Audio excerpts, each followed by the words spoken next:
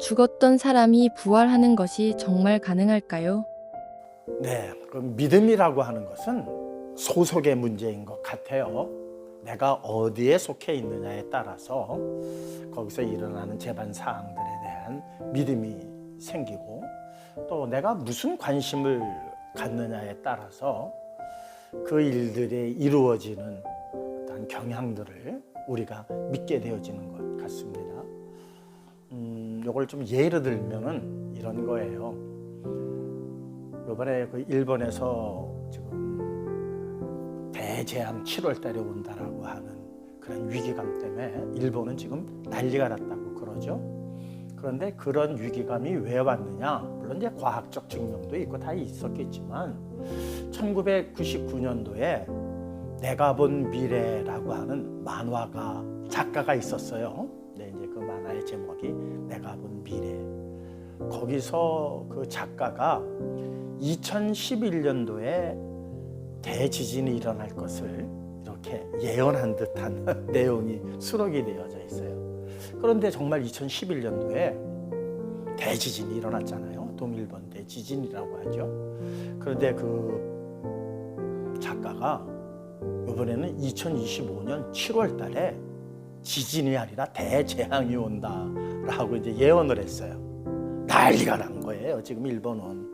그런데 우리는 그런 일이 있었는지 없었는지도 잘 몰라요. 왜 그럴까요?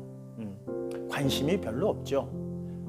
내가 일본 사람이라면 관심을 갖게 되어지는데, 정말 일본에서 일어나는 일들이다 보니까 우리가 별로 관심을 안 갖죠. 그것은 내 소속이 한국이기 때문이에요. 마찬가지로 부활, 이 부활을 믿는다, 아니면 또 부활에 대한 관심을 갖는다, 이것은 상당한 의미를 갖고 있는 것인데 성도이기 때문입니다. 세상은 부활에 대해서 관심이 없어요. 또 어떻게 부활이 일어나느냐에 대한 생각조차 안 하죠.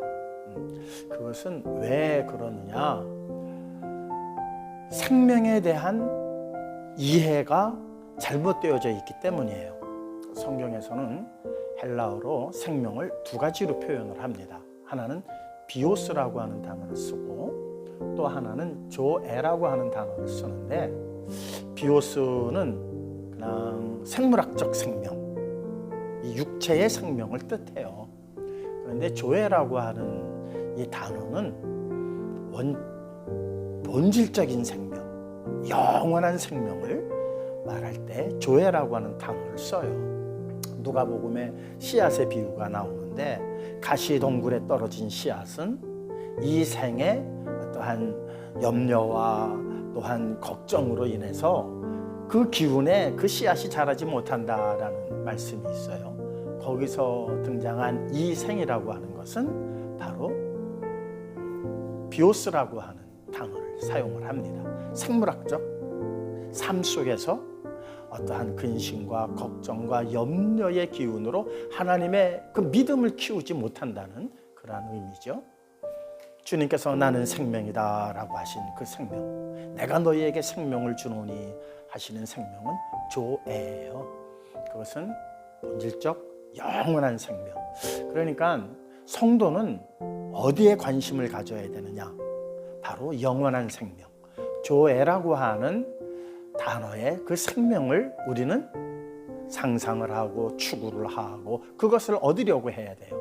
그런데 머릿속에서는 이 영원한 생명을 얘기하면서도 항상 우리가 기도할 때 구하는 내용을 보게 되어지면 비오스적 어떤 그 삶에 얽매여서 구하는 것 같아요. 그러다 보니까는 우리가 혼동이 일어나는 거예요. 그래서 이거 부활이 정말 있나? 부활을 하면 어떻게 부활을 하지? 이런 생각을 갖게 되는 것이죠. 그 생각 갖는 것 뭐 나쁜 건 아니에요. 저는 좋다라고 생각을 해요. 그러나 오늘 이 시간들을 통해서 부활, 이것은 하나님께서 예언하신 거거든요. 사람의 예언도 관심 있는 사람, 소속된 사람들은 그 일에 상당히 신경을 곤두세우잖아요. 일본 사람들이 그렇듯이 성도가 부활에 대해서 관심을 갖고 부활이 뭐지? 라고 의구심을 갖는 것, 이거는 내가 어디에 속해 있다?